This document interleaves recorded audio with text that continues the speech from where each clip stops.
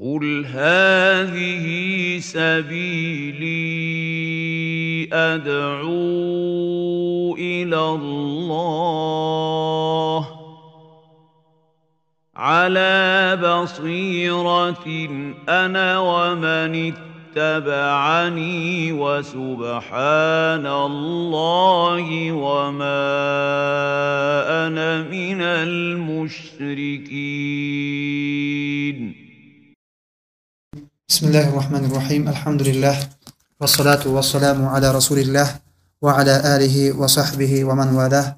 أما بعد، فضل العلم، طلب العلم واستزادة منه شرف لا يضاهي وفضل لا يحد.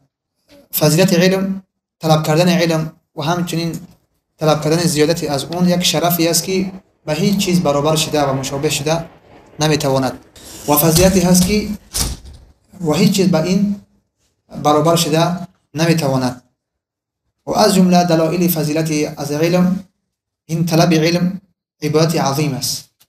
اولا اینکه طلب علم یک عبادت عظیم است، چنانه که امام زهری رحمه الله میفرماید که ما عبد الله بشیء افضل من العلم.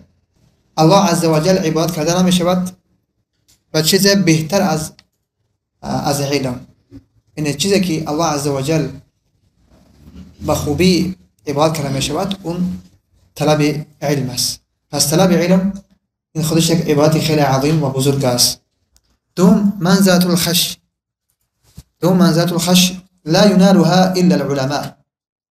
یعنی خیلی همه علم الله عز وجل فضیلت دادگی هست. و دیوم فضیلتش اینه که منزلة الخشی، منزلت و جایگاهی ترسیدن که لا ینالها الا العلماء.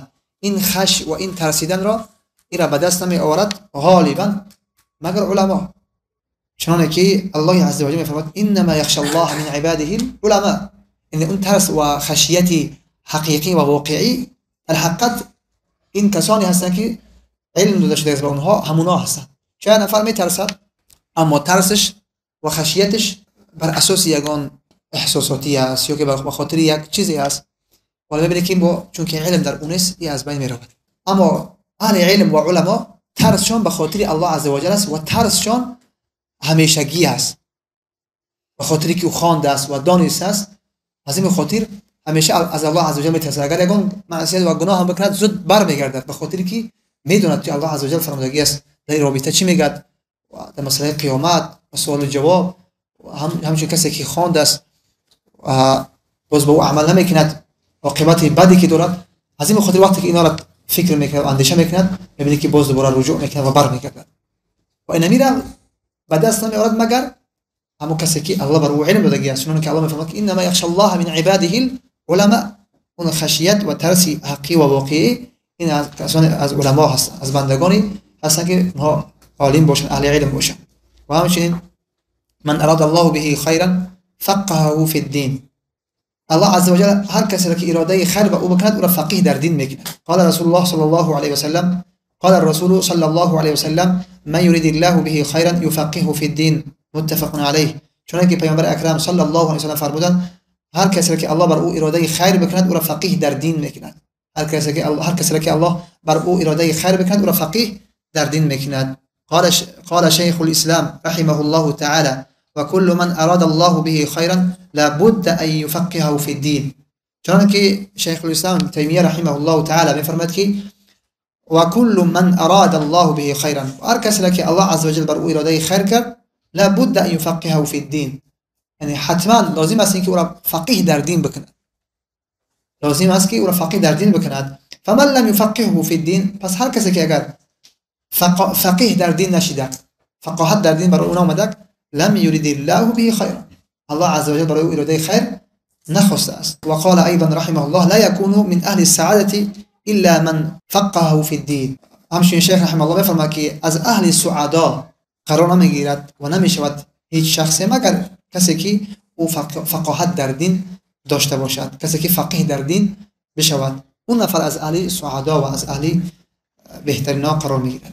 بالعلم رفعة الدرجات في الحياة وبعد الممات. قال تعالى يرفع الله الذين آمنوا منكم والذين أوتوا العلم درجات. قال ابن القيم رحمه الله ولو لم يكن في العلم إلا القرب من رب العالمين والالتحاق بعالم الملائكة وصحبة الملأ الأعلى لكفى به فضلا وشرفا، فكيف وعز الدنيا والآخرة منوط به ومشروط بحصوله. بل بالعلم رفع الدرجات، بتوسط علم درجات بلند میشود.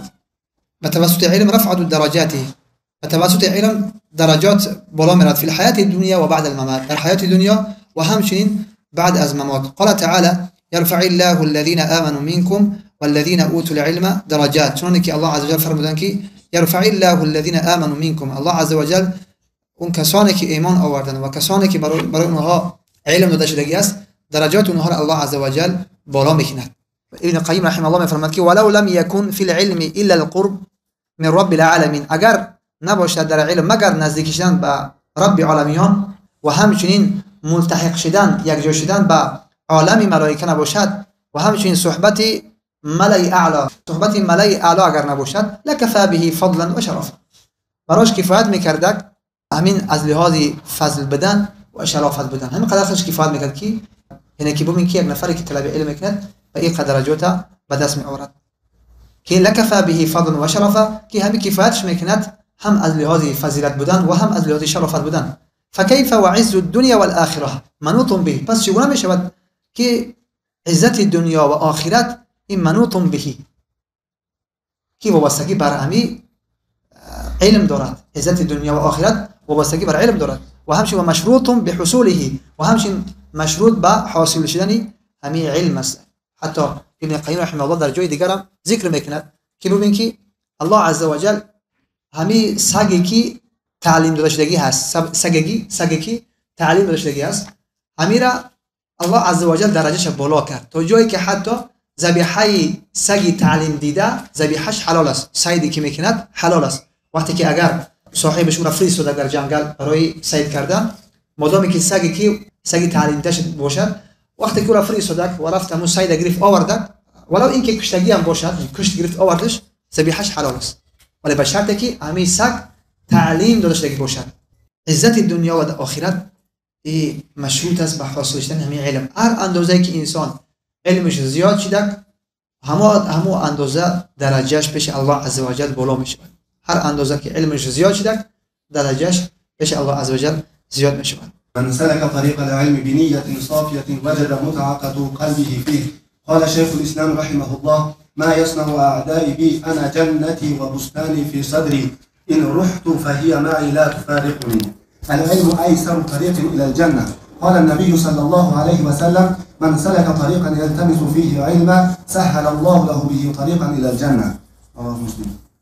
طريق العلم سهل يسير، حفظ لكتاب الله العظيم وسنة النبي صلى الله عليه وسلم ومختارات من متون أهل العلم مع فهم ما تقدم والعمل به، ومن زاد في طلبه زادت رفعته، وبهذا ينال المرء رضا الله وأعالي الجنان.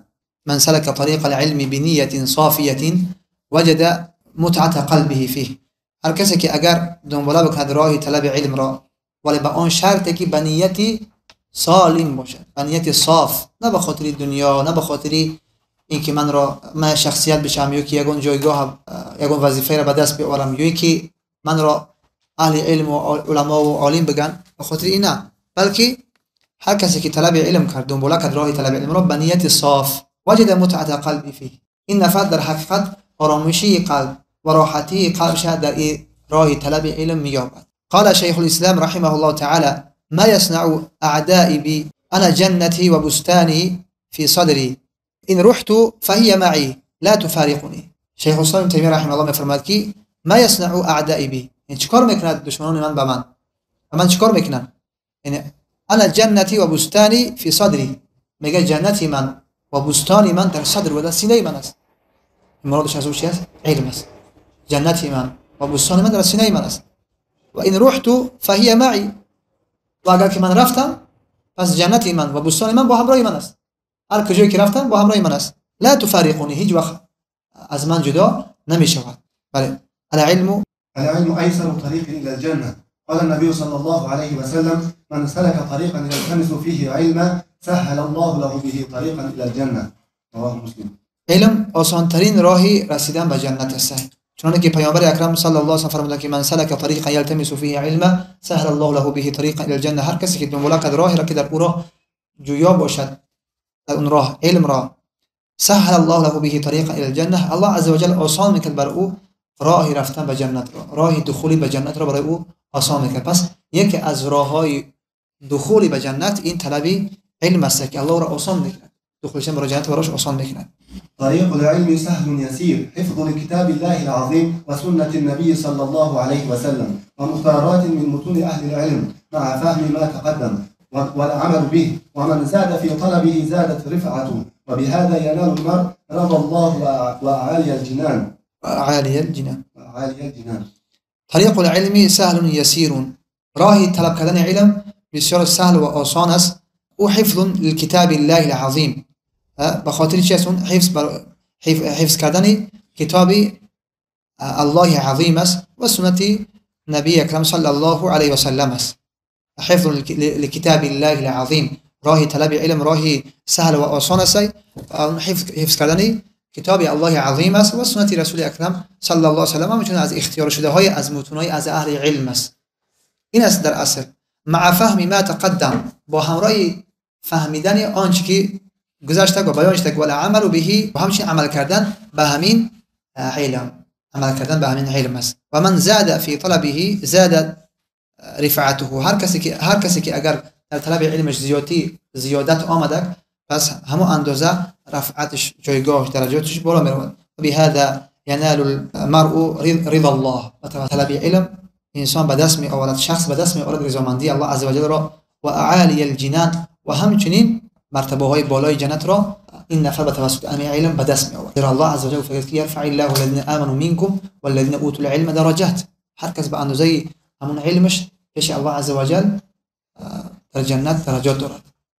و حتی برای حافظ قرآن که او خوانده است و او عمل کرده است، او چی گفته می شود؟ اقرا وارتقی، بخوان و بالا رفتن بگیر. هر اندازه که میخواند و همون اندازه بالا رفتن میگیرد. این فضیلت اهل علم است و فضیلت قراء است. نفع العلم يلحق صاحبه بعد الموت. قال عليه الصلاة والسلام إذا مات الإنسان انقطع عنه عمله إلا من ثلاثة، إلا من صدقة جارية أو علم ينتفع به أو ولد صالح يدعو له. رواه مسلم. بله، نفع العلم يلحق صاحبه بعد الموت.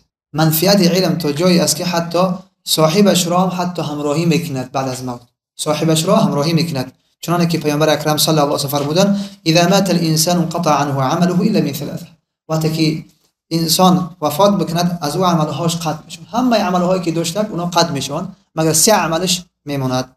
الا من ثلاثه، الا من صدقه جاریه، اگر صدقه جاریه کرده باشد، و همچنین او علم ينتفع به، یعنی که علمی که از او منفعت میگیرن، مثل تالیف کتاب و شاگردها و همچنین دروسی که گذاشته است از او دیگران که منفعت میگیرن، و همچنین اول صالح یدعو، فرزند صالحی که بر او دعا میکند. پس فرزند آدم وقتی که میمیرد این فقط 3 چیز به همراه او همراهی میکند، از جمله که از اونها این علم است. علم است که انسان را بعد از موت هم حتی همراهی میکند. ادرک السلف رحمه الله فضل العلم فاقبلوا عليه. قال ابن سیرین رحمه الله ادركت بالكوفه 4000 شاب يطلبون العلم. در حقیقت سلف صالح رحمه الله فضیلت علم را اونها فهمیده بودن و درک کرده بودن، از این خاطر است که رو به طرف علم کرده بودن و این سبب نجات اونها شدن، سبب رستگاری اونها در دنیا و در آخرت شدن. و امروز سلف صالح رحمه الله میگیم و از اونها مدح و ثنا و تعریف میشود به خاطر این علم است. ابن سیرین رحمه الله میفرماد که ادرکت بالکوفه 4000 شاب، در کوفه 4000 از جوان را میگه من درک کردم، دیدم که یطلبون العلم، طلب علم میکردن. امروز نگاه کنید در حلقات درس، کمترین حلقات درس است، لیکن زیادترین حلقات لغو و لهو است. در حالی که من و شما در یک عصر قرار داریم که عصری یعنی با این کثرت فتنه، با این کثرت اختلافات ها، کثرت جهل، اما قلت طلب علم، قلت طلاب علم. و باز هم چند مجالسی که هست و چند حلقاتی که هست باز همونا را از اونها استفاده درست نمیشه. اما در زمان سلف صالح رحمه الله با کثرت علما و کم بودن و قلت فتنه ببینید که اونها طلب علم میکردن، مساجد پر از طلاب علم بودن و حتی برای طلب علم اونها بهترین چیز رو میفروختن تا اینکه کتاب بگیرن یا اینکه تا اینکه طلب علم بکنن، تا اینکه سفر بکنن. اینا در حق سلف صالح رحمه الله درک کردیم. اما متاسفانه امروز به ارزش ترین چیز این طلب علم شد و حتی اهل علم و علما مورد مسخره مردم عوام مردم قرار گرفته است. در حقیقت این خیلی یک گمراهی خیلی بزرگ است، شرایط خیلی سختی است که برای این امت اومده است. یعنی تو درجه‌ای که برای امت این تحصیل کرده است که اهمیت به علم و علما طلب علم تماما نیست. از این خاطر است که الله عزوجل این امت ذلیل کرده است به خاطر دوریشون از طلب علم، دوریشون از طلب علم و از علم دور شدن. هر اندازه‌ای که چون که قبلا بیان کرده شده جهل هر شهر را، هر منطقه را، هر ناحیه را اگر جهل فرا گرفته میشه، شرارت در اونجا زیاد میشه، فساد در اونجا زیاد میشه. عاقبتش کثرت فساد است، کثرت فحشا و منکرات است. اما هر جامعه‌ای که در اونجا اگر علم انتشار یافته و زیاد شده، بدون شک اونجا فسادش کم میشه و منکراتش کم میشه و برکت در اون شهر الله عزوجل زیاده میکنه. این از نشانه‌های قیامت است، از علامات قیامت است که مردم توجه به علم نکنن و نکرده ایستادن. یه از علامت‌های قیامت است.